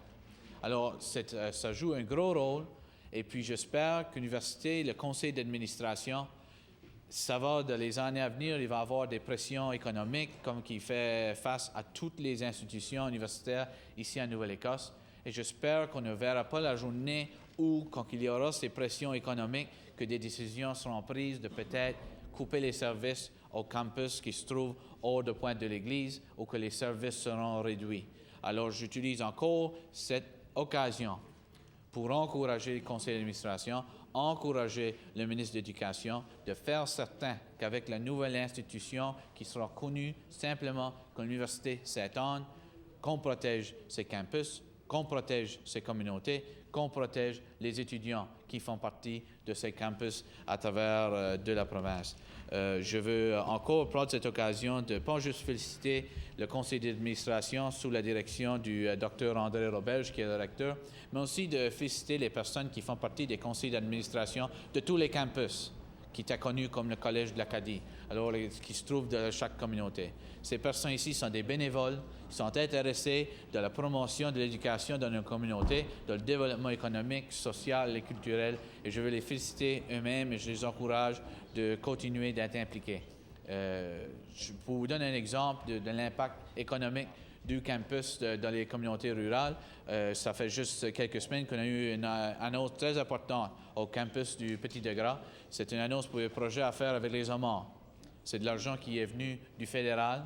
Je m'attends que peut-être que le ministre de l'Agriculture et des Pêches va faire partie de ce projet à un moment donné, mais c'est un projet important qui pourrait avoir un grand impact sur la pêche du homard dans notre région et à travers de la province. Et alors, j'espère que le ministre va prendre un intérêt. Jusqu'à date, c'est juste le fédéral qui est impliqué, mais au moins, c'est un début pour le projet. Et j'espère que c'est un projet qui va avoir un futur long dans notre communauté et dans notre province. Alors, avec ces commentaires-là, Monsieur le Président, je suis content que ce change va prendre place. Je veux, à cette occasion, envoyer mes meilleurs vœux à l'Université Sainte-Anne, à leur campus à travers de la province. Et je suis certain qu'à la fin de la journée, que les changes qui ont pris place vont faire cette institution plus forte, plus formidable. Et j'espère qu'à la fin de la journée, que ça va attirer même plus d'étudiants, pas juste de la province de la Nouvelle-Écosse, mais les lieux hors de la province et peut-être même les immigrants qui vont vouloir venir faire leurs études en français ici en Nouvelle-Écosse à travers l'Université Sainte-Anne. Je sais que l'Université de Moncton a eu beaucoup de succès à attirer des étudiants des pays de l'Europe et des pays d'Afrique. Et j'espère que peut-être que le ministre qui est responsable d'immigration va travailler avec le ministre de l'Éducation et l'Université Sainte-Anne pour attirer plus d'immigrants ici à cette province. Alors, c'est avec plaisir que je donnerai mon support à ce projet de loi. Je suis content que le ministre l'a ramené ici à la Chambre aujourd'hui. Speaker, I just want to finish by again congratulating the Minister of Education for his remarks in French that he gave the House today. This is an important bill. It's been a transition. The intent being that it's going to provide an even stronger educational institution, not only in the main campus at Pointe de l'Église, but also in the campuses which are located throughout the province in Acadian communities, which play such a vital role to our development. I again want to highlight the concern that this merger will not have any negative impact on the smaller campuses. We know that the Université Sainte-Anne, like all other universities, will be faced with economic pressures in the years to come, and I certainly hope that at no point is there a reduction in services or in the amount of campuses for that institution, and I do hope the Minister of Education will work closely with them to make sure that this institution continues to grow and continues to be a strong force here in this province. And again, I do hope that the Minister of Immigration will work with the Minister of Education to try to see that more students from foreign countries do come and study at this university. University of Moncton in New Brunswick has had tremendous success in attracting students from Europe and from Africa to their institution. I do hope that with these changes and strengthening this institution, we can achieve the same level of success here. So with that, Mr. Speaker, I certainly look forward to this bill going forward and to seeing University Sainte-Anne become an even stronger educational, social, and cultural and economic force here in this province. Thank you. The Honourable Minister of Agriculture and Fisheries. Merci, Monsieur le Président. J'aimerais premièrement commencer à remercier le membre Richemont pour ses vraiment bons commentaires sur l'Université Sainte-Anne. Mr. President, Monsieur le Président, Mr. Speaker, I'd like to thank the member opposite for his words on Université Sainte-Anne, and I want to congratulate the Board of Governors and the President André Roberge for their foresight in bringing this forward to the Minister of Education to be debated on the floor of the legislature today. I haven't been lucky enough to have graduated from University of Saint Anne, but my wife did, so I got to say that I did participate in lots of extracurricular activities at University of Saint Anne over her course of time there, and know that it is a fine institution. Cette initiative a commencé beaucoup d'années passées. Comme vous savez, l'Université Saint-Anne a commencé comme Collège Saint-Anne, et puis ça a vu ce changement beaucoup d'années passées comme Université Saint-Anne. Et puis, d'entre vous qui connaissent l'histoire du Collège d'Acadie, vraiment, ça c'est quelque chose qui a dû commencer au début, que l'Université Saint-Anne aura offert des cours collégiales en région, comme le Collège d'Acadie a fait. J'aimerais simplement parler un peu de l'idée de faire de votre éducation en région. Nombre de questions communes. Pourquoi est-ce qu'on n'a pas beaucoup d'étudiants dans les centres à Tuscott? Ça, c'est mon propre vue sur les choses. C'est à l'Université Saint-Anne, au Collège d'Acadie à Tuscott, on n'a pas d'étudiants à cause que c'est trop proche de la maison. Mais si tu regardes à Petit de Gras ou peut-être à Chéticamp, tu le rends à cause que c'est proche de la maison. Donc, c'est différent dans différentes régions de le montant de monde qui vont participer à des cours dans ces régions-là. J'aimerais aussi offrir my congratulations to Lisa Berthier, who is the new directrice at Université Saint Anne at Petit de Gras. She just went into function, and I'd like to thank Gabrielle Leblanc for working a long time as the director at Université Saint Anne at Collège d'Acadie over the last few years. So this is a great piece of legislation to come forward. It is a great melding of two great institutions to better serve Acadians in Nova Scotia. And with those simple words, I'd like to take my place. Thank you very much. Recognize the Honourable Minister of Education to close debate in Bill 159. The Honourable Minister of Education. Thank you very, very much, Mr. Speaker, and I want to thank the member from Richmond and the member from Argyll for their positive statements about the University of St. Anne's. It is clearly playing a major role in for the Francophones and Anglophones who wish to improve their French here in our province and elsewhere, and its contribution to Nova Scotian culture is first-rate as well. Mr. Speaker, with those few words, I now move second reading of Bill number 159. For second reading, Bill 159. Is House ready for the question? All those in favor say aye. Contrary-minded, nay. Motion is carried. Title and Act to amend Chapter 31 of the Acts of 2002, Université Saint Anne, Collège de l'Acadie, Act, loi modifiant le chapitre 31 des lois de 2002, la loi sur l'Université Saint Anne, Collège de l'Acadie. This bill will be referred to the Committee on Law Amendments. The Honourable Government House Leader. Speaker, would you please call Bill number 152, the Liquor Control Act? Bill number 152, the Honourable Minister of Economic Development. Thank you, Mr. Speaker. And today in the House of Assembly, I'm introducing for second reading amendments to the Liquor Control Act. These amendments address the issue of transportation of liquor in motor vehicles, Mr. Speaker. I am pleased to tell you that as a result of our proposed changes to the legislation, responsible drivers in this province will not be prosecuted for having unopened liquor in a motor vehicle. Sealed unopened liquor will be allowed in any area of the vehicle. However, we will continue to discourage drivers from having previously opened liquor, that is, liquor that has been recapped or recorked in their vehicles, by clarifying the law in the Liquor Control Act. Previously opened liquor cannot be transported where it is readily accessible to any person in the vehicle. Further, these changes clarify the law by specifying how previously opened liquor may be transported in a motor vehicle, motorcycle, off-highway vehicle, and other recreational vehicles. For example, in the trunk of a car or in the exterior compartment of a truck.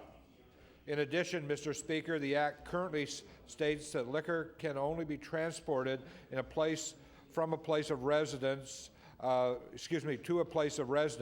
from the point of purchase. With amendments contained in this bill, liquor will be able to be transported to any location where a person is permitted to have or to consume alcohol.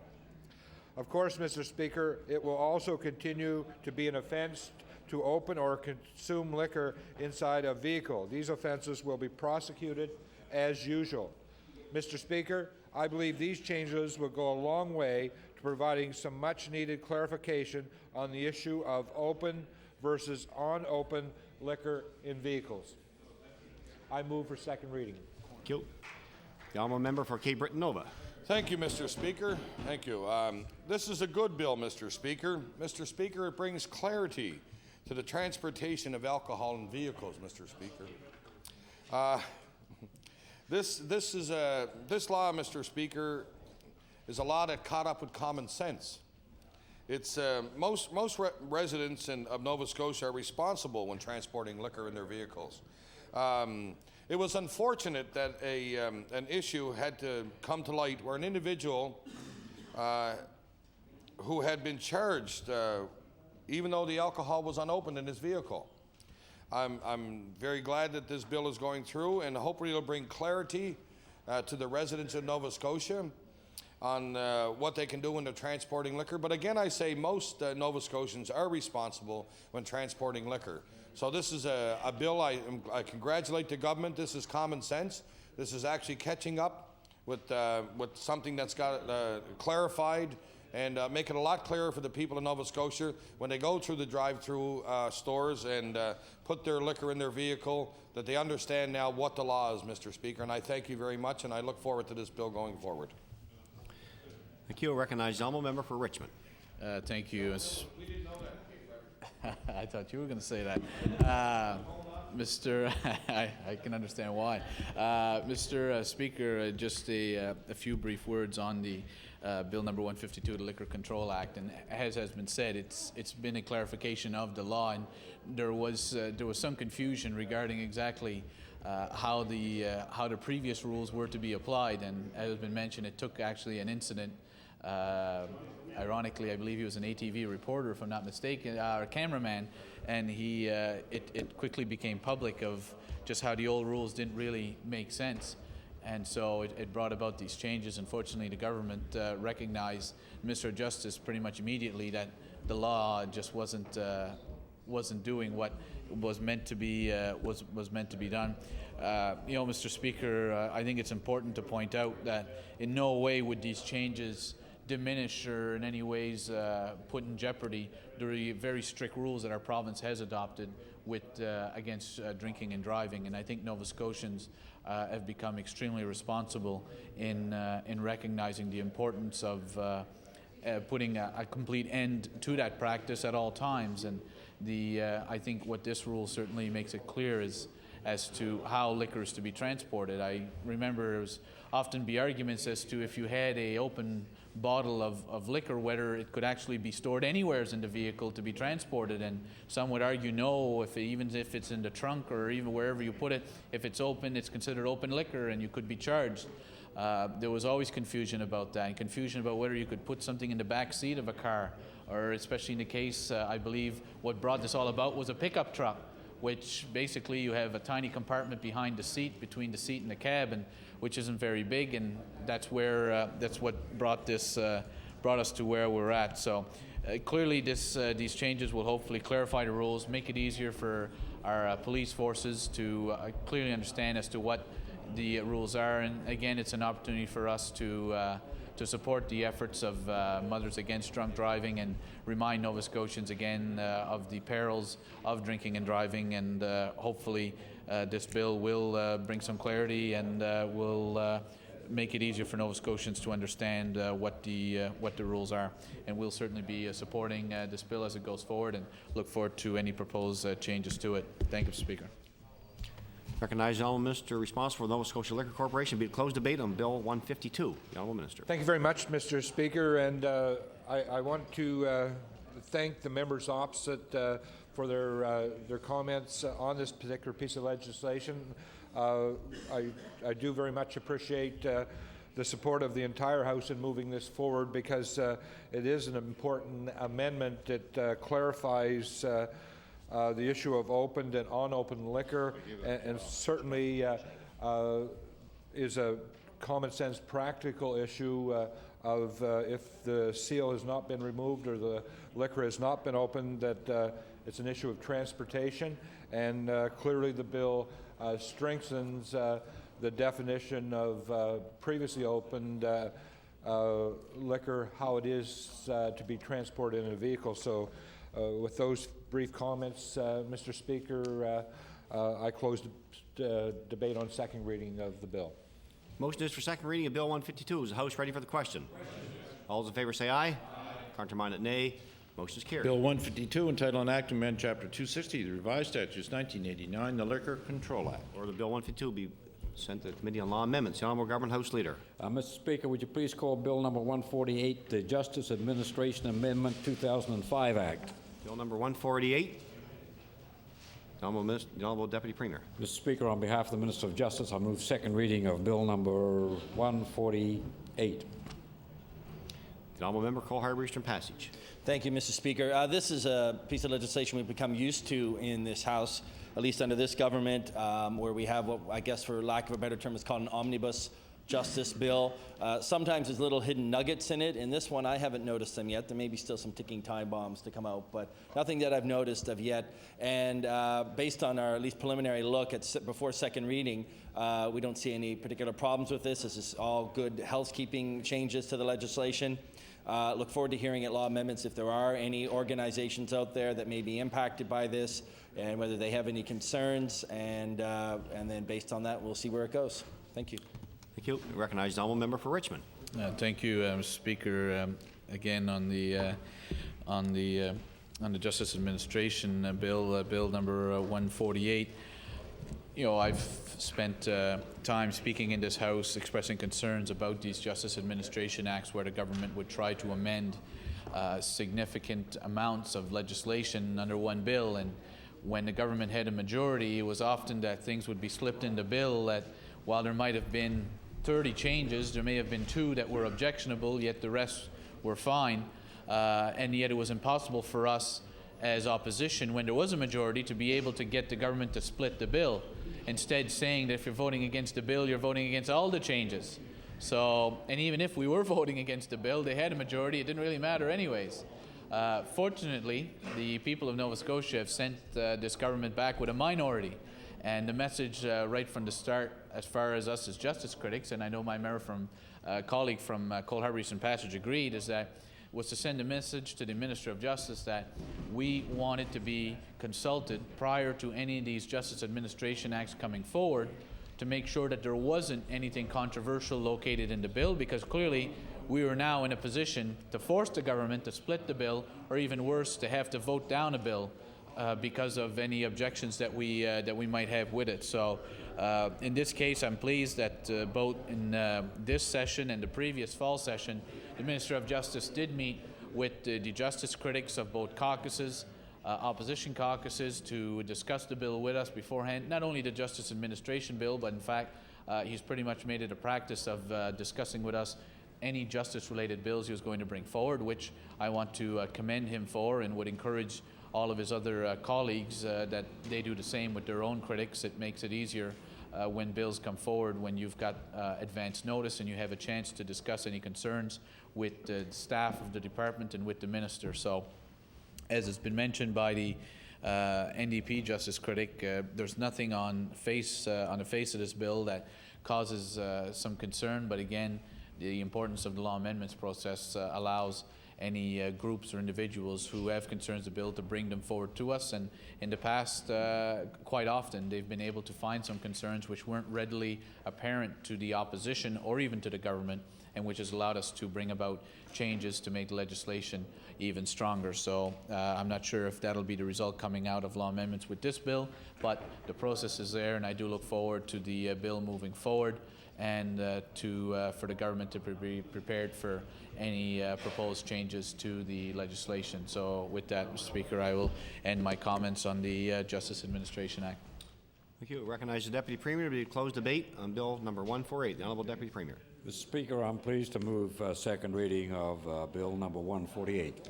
Motion is for second reading of Bill 148. Is House ready for the question? All those in favor say aye. Contrary minded, nay. Motion is carried. Bill 148, entitled an act respecting the administration of justice. Order the bill be passed to the Committee on Law Amendments. The Honourable Government House Leader. Mr. Speaker, would you please call Bill 158, the Paramedics Act? Bill number 158, the Honourable Minister of Health. Thank you, Mr. Speaker. I move that this bill be now read a second time. Mr. Speaker, the paramedics throughout the province are committed to providing Nova Scotians with high-quality paramedical care. These professionals are now supporting the creation of legislation that will play a role in guiding the future of the profession in the province. And indeed, one of our colleagues is a very highly qualified member of that profession. Mr. Speaker, the legislation protects the public by requiring that paramedics meet standards set out by a self-regulated professional body. Nova Scotia has one of the best pre-hospital emergency systems in the country, and this step enhances the level of care even more. Today, we have over 63 EHS sites across the province, and our presence is a comfort to the communities across Nova Scotia. Mr. Speaker, the proposed legislation will facilitate self-regulation by establishing a college of paramedics. Order, please. The Honourable Minister of Health has the floor. The legislation will facilitate self-regulation by establishing a college of paramedics with the legislative authority to regulate the practice of paramedicine. This is similar to how nurses, doctors, pharmacists, and many other health professionals are regulated in our province. It is our belief that they are in the best position to manage their own profession. We want to protect the public from improperly performed paramedicine, Mr. Speaker, and establishing legislation will help us meet this high standard. The College of Paramedics Governing Council will be comprised of 8 professional members, 4 public members, and for the first 2 years, 2 doctors and a registered nurse. This council will have the authority to implement and enforce registration requirements and practice standards and address the concerns of patients through a complaints process. Under the legislation, the College of Paramedics will be accountable to the public as a regulatory body. All paramedics throughout the province will be members of the college once it is established. Following passage of the Act by the House, regulations will be developed and the Act will be proclaimed, a process that can take up to 6 months. Mr. Speaker, the Department of Health currently operates a registration system for paramedics who provide services through contractors of EHS, as well as other paramedics who seek registration. To date, Dr. Ed Kane, the Provincial Medical Director for Emergency Health Services, manages this system. The Paramedics Act will delegate regulatory authority and this function to the new college. The college will establish standards of knowledge, qualification, and practice and implement a disciplinary process to provide for the enforcement of these standards. These provisions are fundamental to the Department of Health's core intent to serve and protect the public interest and to render accountability for the delivery of paramedical care. Mr. Speaker, I have not gone into a great deal of the history with respect to paramedicine in the province because I would anticipate that our colleague will want to take the opportunity to do that, and I'll leave it to him, Mr. Speaker. But I do want to say that we have come a long way, going back to one of my predecessors, the former Minister of Health, Dr. Ron Stewart, who brought this forward, and we have today taken another major step with respect to the enhancement of paramedicine in this province. Mr. Speaker, it is with great pleasure that I move that this bill be now read the second time. Thank you. The honourable member for Sackville-Cobequid. Thank you, Mr. Speaker, and definitely it's an honor and a privilege to stand in this House today to say a few words on this bill. As a paramedic over the last almost 10 years, I've realized the importance of recognition and the importance to recognize the profession and how it's evolved over especially the last 10 years, Mr. Speaker. We've seen many changes in the system that we have today, and I must add, Mr. Speaker, I believe it is a better system today than it was a short decade ago. I'd like to just describe a little bit of what some of those changes were over the last 10 years, because they're very important to the people of Nova Scotia, especially when it comes to the service and the skills provided by the paramedics in this province, and the comfort, I think, that all Nova Scotians should have when it pertains to emergency health services in Nova Scotia. Our paramedics are highly trained, well-educated individuals, Mr. Speaker, and they are, throughout this province, are on guard 24 hours a day, ready to assist their fellow citizens here in the province and assist any visitors that are in our province, Mr. Speaker. This evolution has seen many changes, as I said, Mr. Speaker, in the last decade, and these changes, I believe, will increase the service and definitely be more accountable to the people of the province, which I think all paramedics want, and definitely all Nova Scotians want, is when you have a profession, especially in the healthcare system, Mr. Speaker, you want them to be fully accountable to the people and the residents they serve. And with the formation of the college, the public will have a better avenue, Mr. Speaker, to keep paramedics accountable to the residents they serve. And I look forward to this piece of legislation going through and being enacted, and the creation of the college. Many people have been influential to this day, Mr. Speaker, on promoting and really trying to emphasize the need to recognize the paramedic profession in the province. Many of the professions in healthcare, as the Minister of Health noted, do have a regulatory body, are recognized through a college, like the physicians of the province, the nurses of the province, and the pharmacists of the province. And definitely it's been long overdue for this government and for government throughout the country to recognize the importance of the paramedic profession, Mr. Speaker, in the healthcare system. And definitely it plays a major role, especially when you talk about pre-hospital emergency care in this province. And it's amazing to note some of the changes, Mr. Speaker, in that system, and in what Nova Scotians can come to expect when, in time of need, they may need to call on EHS and the paramedics in Nova Scotia. Mr. Speaker, I have, as I said, been involved in the profession for nearly 10 years now, Mr. Speaker, and I had the opportunity to, as we call it, work in the old days, the old system, Mr. Speaker, before the implementation of a province-wide single operator. At that time, Mr. Speaker, there was 52 private ambulance services scattered throughout this province, and as a private identity, these businesses were just that, Mr. Speaker, businesses. They did make profit from emergency health services in the province, and I think that's one of the most important things and most important factor we need to make clear, is that, you know, especially our caucus and our party believe that in healthcare that we need to take that business aspect out of it. We shouldn't have companies making large profits off of individuals, and definitely in the healthcare system. So definitely the move and the shift to change from 52 different individual operators to one sole operator, Mr. Speaker, was the step to take in the evolution of the system we see today in Nova Scotia.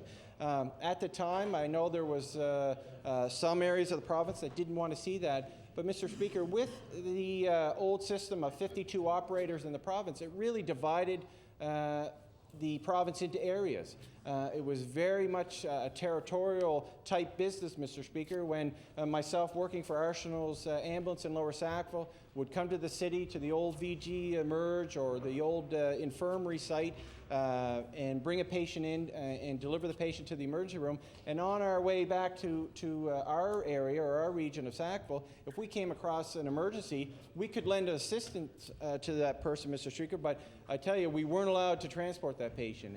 And I think that's where, when we see today the new system where we could have an ambulance that come up from Cape Breton, from Sydney, to transport a patient to the QE2 Emerge, and if along their way anywhere through the city, along the highways, they come across a patient or emergency where they need to give their assistance and transport the patient, they can do that. It's a great system. We have one dispatch system throughout the province that allows different crews to speak amongst themselves, to identify who is the closest ambulance to a call, which is very important in responding to medical emergencies and trying to get the best outcome for Nova Scotians when they find themselves suffering an illness or an accident, Mr. Speaker. So definitely the evolution of coming to a one-service provider, it was a very important step in this province. And I want to commend many people, like I said, to achieving this, Mr. Speaker. One of the groups that was influential, I think, with this piece of legislation, and I know that there's different aspects and different groups and individuals, but I'd like to talk a little bit about the Nova Scotia College of Paramedics. And this, I know it may sound similar to the name of the college, but this is an association of professional paramedics in the province. Was established many years ago by many paramedics who knew there was a need to have an association to address some of the concerns that the paramedics had, but also the concerns of some of the residents in the province. And their mission statement was to represent and serve all paramedics and their patients in order to preserve quality of care and enhance the role of paramedicine in Nova Scotia, Mr. Speaker. And the reason the creation of this association, it wasn't to deal with anything in the labor movement or to deal with wages and benefit packages. This was solely an association created to address the needs of the paramedics when it comes to enhancing the role that they play in the province and hopefully increasing what they can provide to the people of the province, and also to make sure that the people we serve, the people that the paramedics serve, are protected.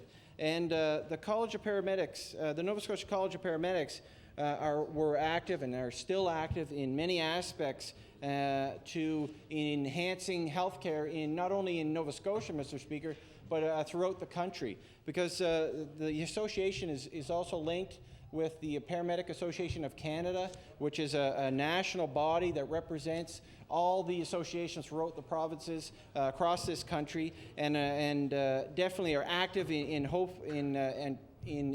bringing awareness around changes to legislation like this one, not only in the province, Mr. Speaker, but throughout the country, and also changes in legislation to deal with our profession in the House of Commons, Mr. Speaker.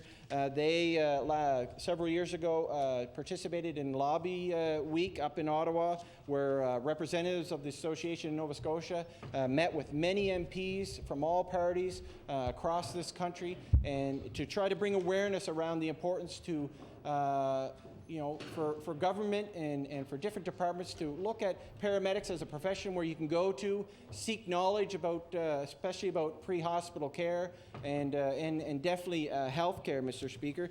And the association really played an important role that in April 17th, 2002, actually Halifax here just down the waterfront, we had the opportunity to host part of the Romano Commission, Mr. Speaker.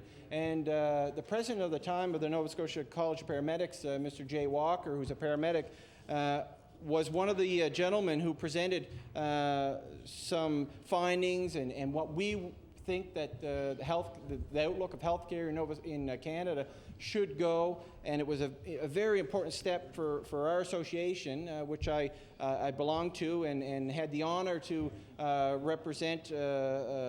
representative on the provincial executive, Mr. Speaker, as treasurer, and actually was the first elected treasurer for the association. Spent many years working with the president and the other individuals in that association. What was important with this creation of this association, Mr. Speaker, was that it was, I think, the first time that the paramedics in the province looked at having representation throughout the province. There was many attempts in the past to have associations dealing with paramedics in the province, but they seem to be limited to certain areas of the province, much like the 52 operators private operators that I mentioned, Mr. Speaker.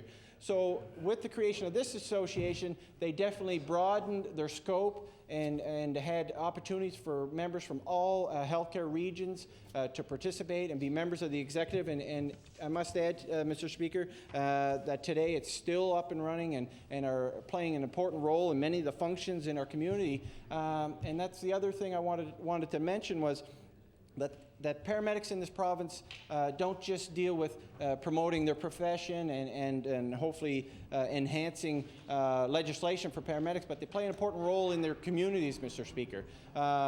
I know that the Minister of Education would be aware of paramedics. I mean, his area had, which is growing every year, an open house at the base where they have a haunted house, Mr. Speaker, where they raise funds for different organizations throughout the province, like diabetes and cancer research and many other organizations that are hopefully trying to raise funds and awareness around different problems in the province, Mr. Speaker. So the college definitely played an important role, and I can remember, Mr. Speaker, being invited, I think it was about 5 years ago, or maybe a little more, Mr. Speaker, to a meeting with Dr. Ed Kane, who was the medical director and legal representation from the government when government was first initiating possibly bringing this piece of legislation forward. And definitely the association played an important role with making recommendations to the draft copy of the legislation, Mr. Speaker. And I want to thank the EHS and Dr. Kane for I believe, accepting almost all of the recommendations that the association brought forward that they would like to see changed in the initial drafts of this legislation and implemented them, Mr. Speaker. And it just shows, I think, the input and the commitment from paramedics, including the Nova Scotia College of Paramedic Association, in getting to this day, Mr. Speaker. Like I say, it's been a long time coming for this type of legislation to finally recognize a profession that is extremely important in the healthcare system in this province, Mr. Speaker. And I realized through the process that it does take time, but it's like I said earlier, it's a very exciting time today that this legislation is finally being called. The other organizations and people I want to just mention for a few minutes is definitely the Minister of Health at the time. In the early 90s had a vision. The Dr. Ron Stewart, who was a Liberal Minister of Health at the time, had a vision of where he would like to see the paramedic profession and the service in the province. And the Dr. Stewart had worked in many areas of the country in North America, had the opportunity to go to California, and I believe he really revamped the LA County EMS system, had an instrumental role in doing that, and was well knowledgeable in what high performance ambulance service could do for the population or for our community. And he brought that back here to Nova Scotia, and I would like to definitely thank him for his initiative in starting this evolution, I believe would be the appropriate word, of the EMS system here in the province. Other individuals, and I have to emphasize the fact that I don't think we could be here today without the support of many of the physicians in the province, Mr. Speaker. They really supported the paramedics in initiatives. Order, please. The honourable member allow for an introduction. Yes. Thank you. The honourable member for Kings North on introduction. Thank you very much. I thank the honourable member for allowing me to make this introduction. In the East Gallery, I'd like to, it gives me great pleasure to welcome a class from the Northeast Kings Education Centre, Mr. Newberry's class, political science class, along with Trish Yule. There are 25 students and 2 teachers. I had the chance to speak to them in their political science class, and they have come down to tour the legislature, and I'd ask those who are here to give them the warm welcome of the House.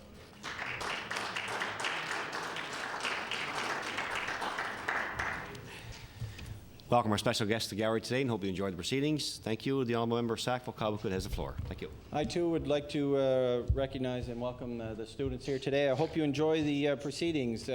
So, like I said, Mr. Speaker, Dr. Ron Stewart played an important role in initiating what we have today in the province. And along with physicians, as I was saying, played an important role in driving this forward, because without the support of many of the physicians in this province, I don't think we'd see the skills and the drugs and the advanced training programs that we have in the province today.